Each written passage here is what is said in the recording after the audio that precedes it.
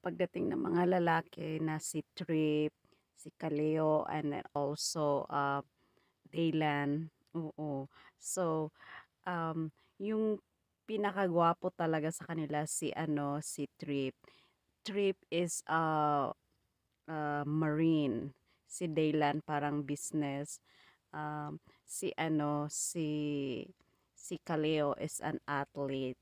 So, ganito yung story. Nagkukwento na sila sino yung feel nila na nagugustuhan nila sa mga babae.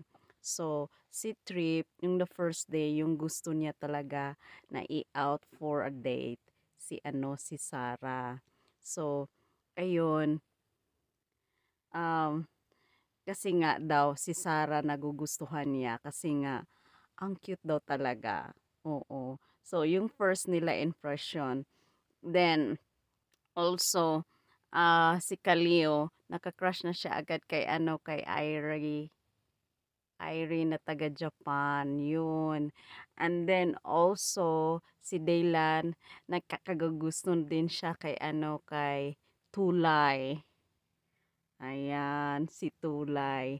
And then, pero on the first day, nagugustuhan din ni Kaleo si Jennifer. Pero parang nagugustuhan din niya si Irie.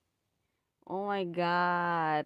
Talagang, talagang talagang ang dami nilang options, kumbaga. Kasi nga, 12 na babae at saka 3 lalaki. So, si Trip, yung talagang gusto niya si Sarah.